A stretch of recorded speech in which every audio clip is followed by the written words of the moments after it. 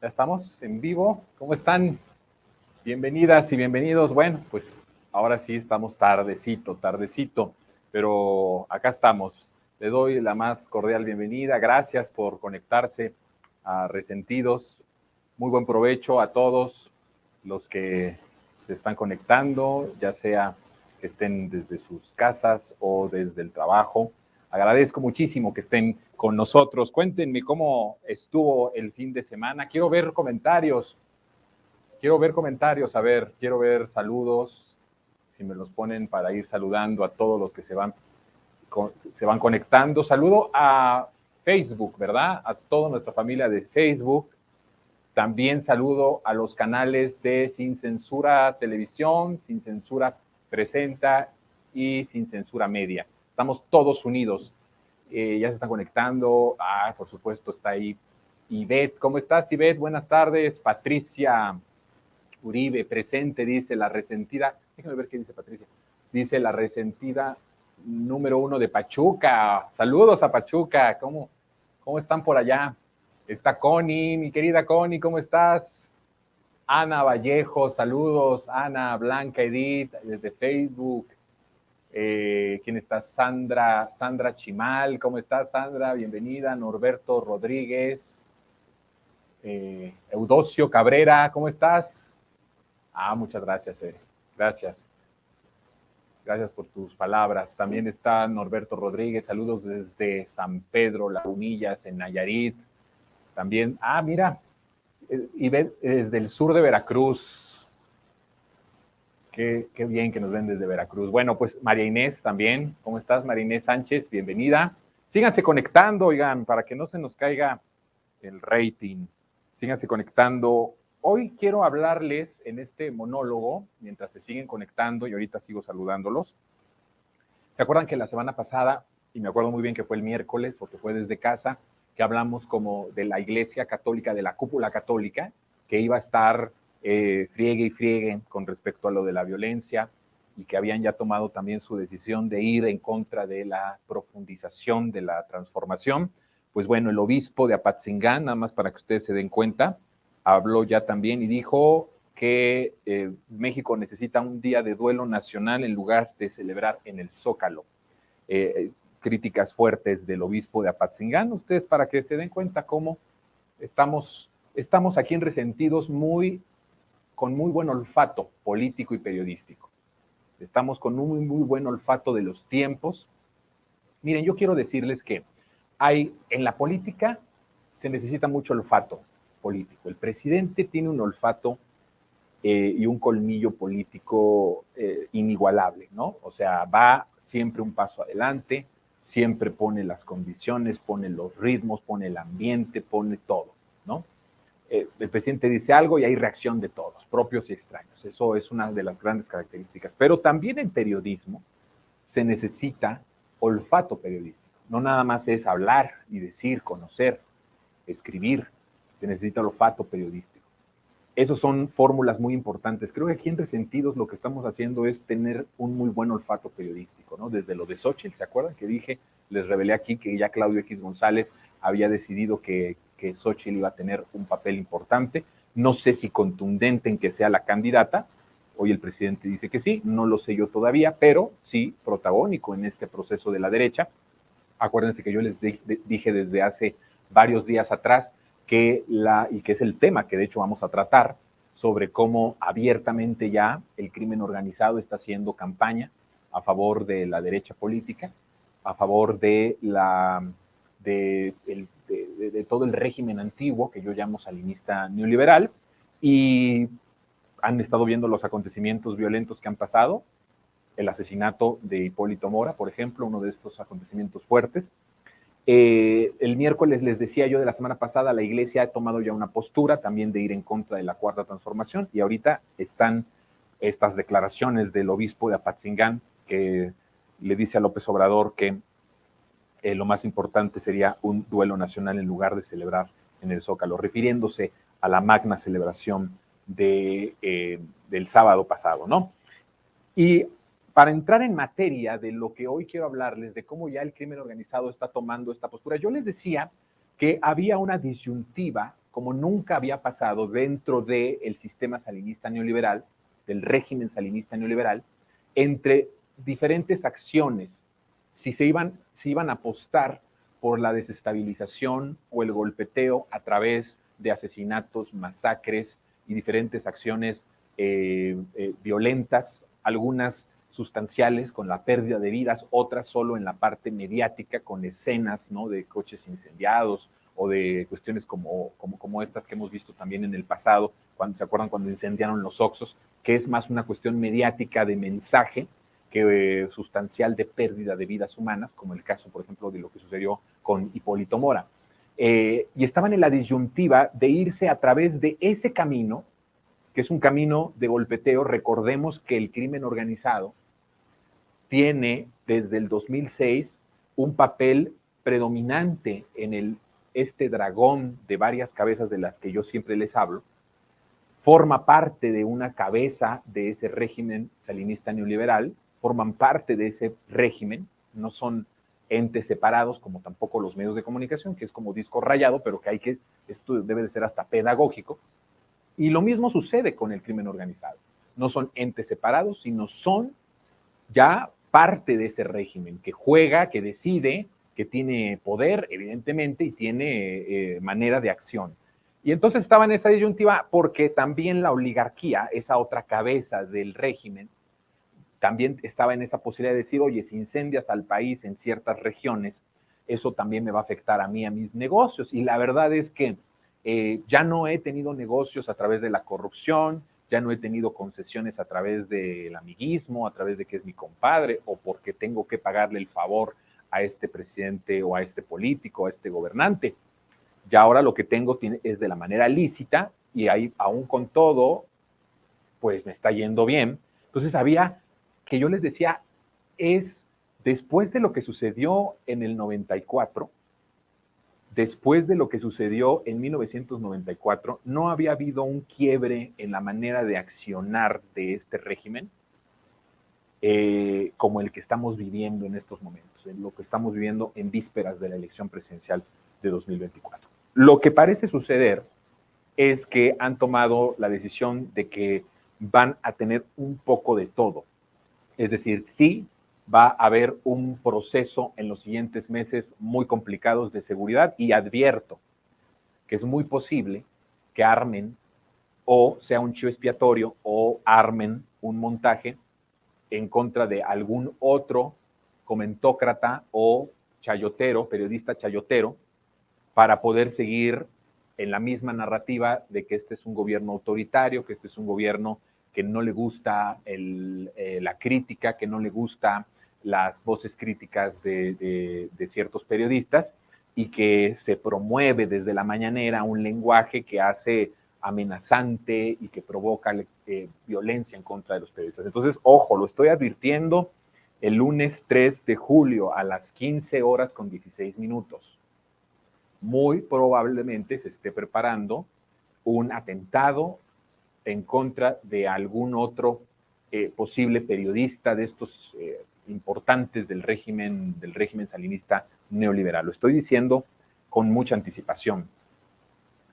Hay otro elemento en lo que se siguen conectando, que más gente nos vea para que hablemos de estas cosas que son importantes, y es que hoy, por ahí de las 9 de la mañana, sufrió un atentado en Tamaulipas.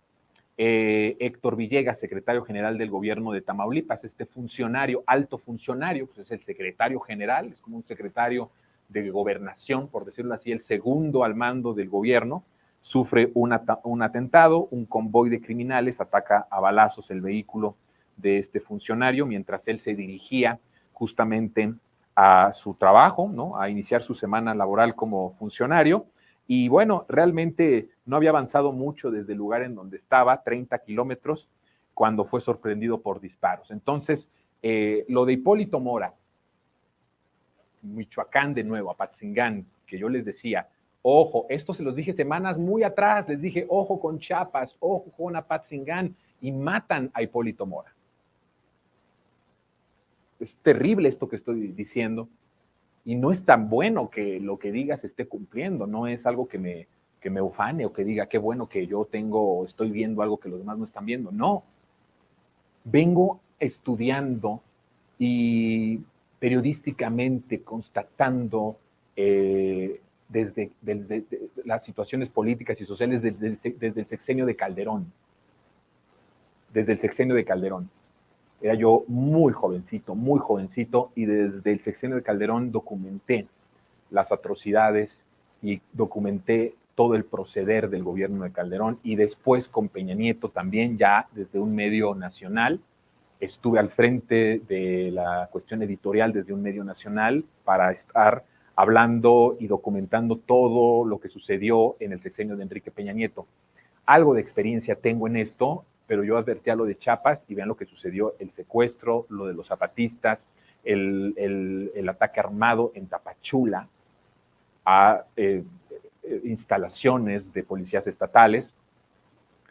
Otra de las cosas, esto está sazonado con que justamente la semana pasada en diferentes medios de comunicación se hablaba de un levantamiento zapatista, de un levantamiento armado, advirtiendo desde la derecha mediática focos rojos en Chiapas. Bueno, lo habíamos advertido y está sucediendo.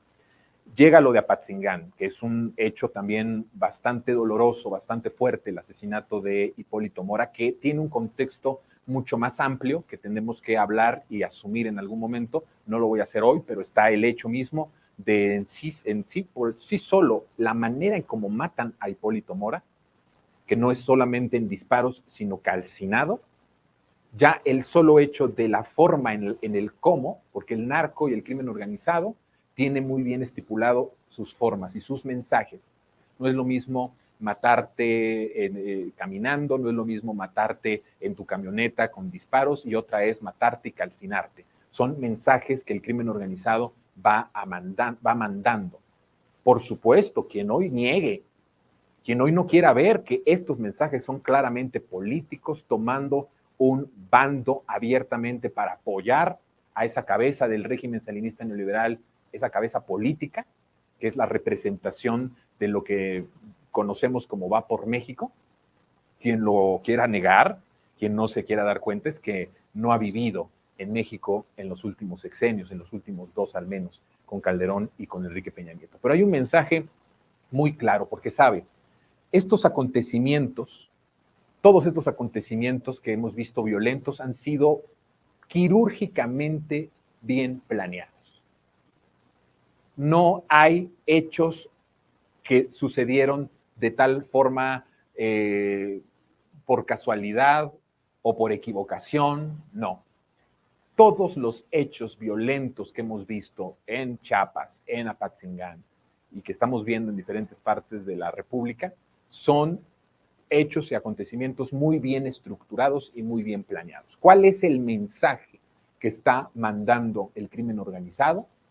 Es que el trabajo que le corresponde para desestabilizar al país, el mensaje que manda es un mensaje de desestabilización, un mensaje de intervencionismo también, que en cierta parte hay que recordar que Estados Unidos, aunque se pongan ellos como los policías del mundo, nunca se dieron cuenta del poder tan fuerte del cártel Jalisco Nueva Generación, de cómo fue creciendo. Jamás se dieron cuenta que García Luna y que Calderón eran narcos abiertamente. Yo digo que Calderón es el primer narcopresidente del país, en la historia del país. O sea, no hubo un narcopresidente como Felipe Calderón. Él es el primer narcopresidente del país.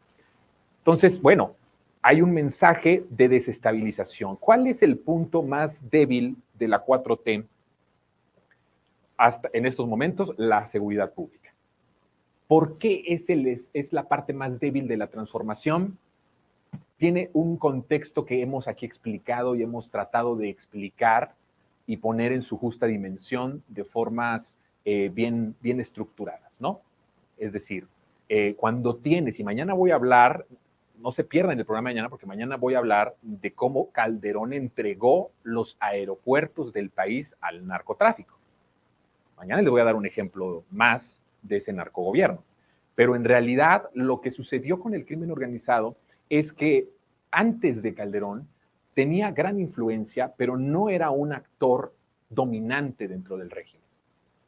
Cuando en 2006 gana Calderón, yo ya he contado todo cómo se convierte en el jefe criminal más importante del país. No es solamente que fuera entes que en algún momento podían sentarse a negociar, en algún momento se podían incluso sentar a repartir espacios de territorio, o pactos incluso de paz o pactos de civilidad en ciertas zonas, sino que Calderón, como se mete al negocio del crimen organizado, el miércoles les voy a dar cifras del negocio del que pudo haber sido beneficiado Calderón y todo su grupo político. Vamos a dar, creo que por primera vez en medios independientes, cifras del tamaño del negocio del crimen organizado, cuando Calderón era el jefe criminal, que yo creo que sigue siendo en parte el jefe criminal, pero cuando estos personajes dejaron de ser entes necesarios en la industria económica mexicana y estadounidense para convertirse en protagonistas de un régimen, como parte de la estructura de un régimen, es donde se fregó todo. Porque entonces ya no es que el poder político o económico los utilice para ciertas acciones, los utilice para ciertos planes, sino que el crimen organizado ya impone su propia planeación, ya impone su propio proceso, sus propios proyectos, sus propios candidatos, sus propios políticos.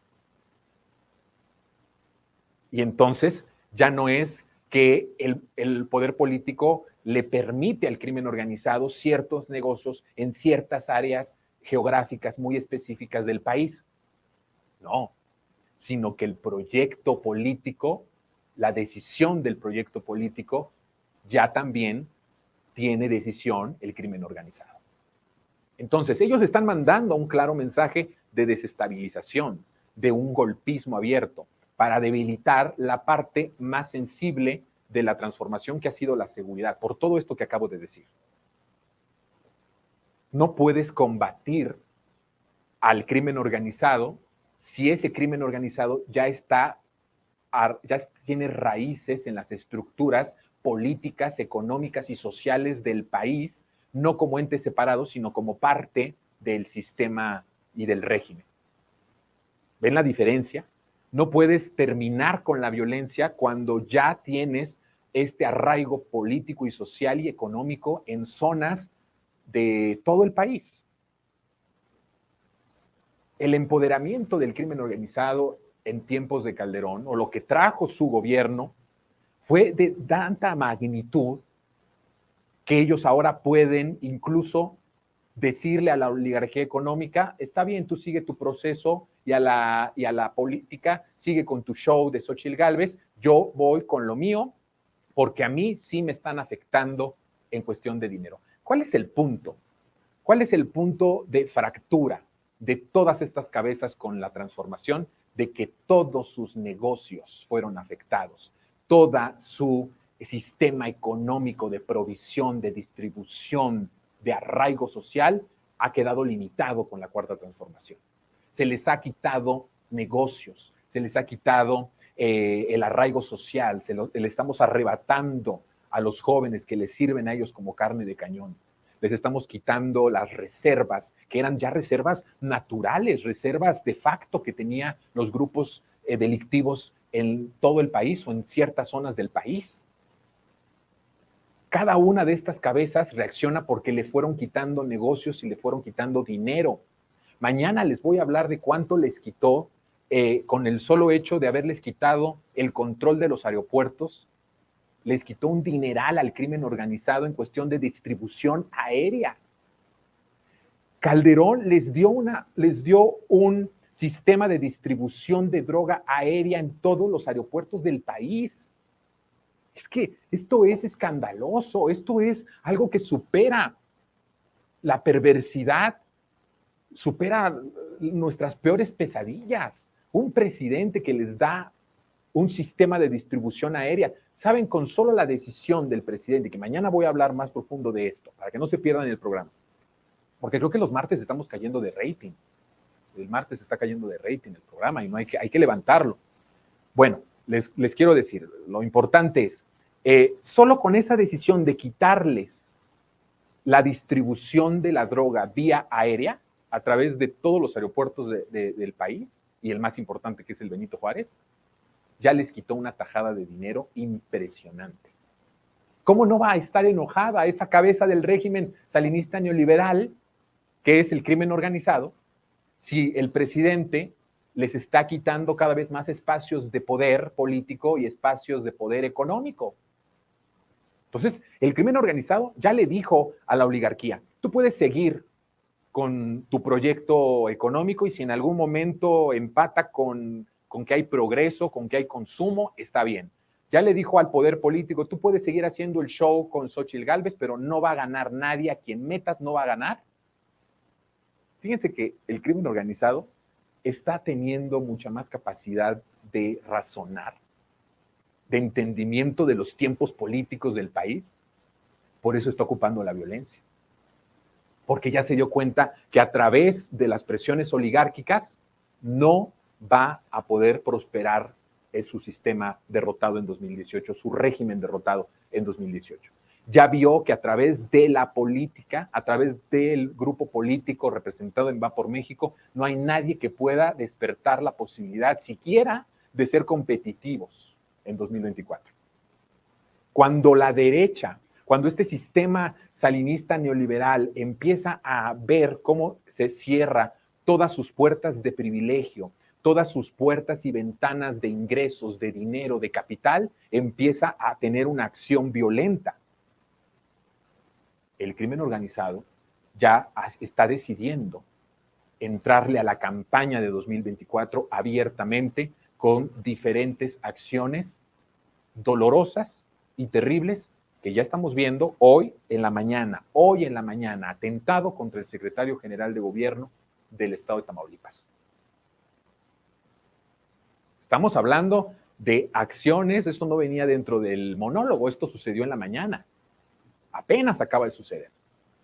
Pero ya estamos viendo cómo hay una decisión de ese crimen organizado de entrarle a la campaña a favor de sus conveniencias, a favor de sus negocios.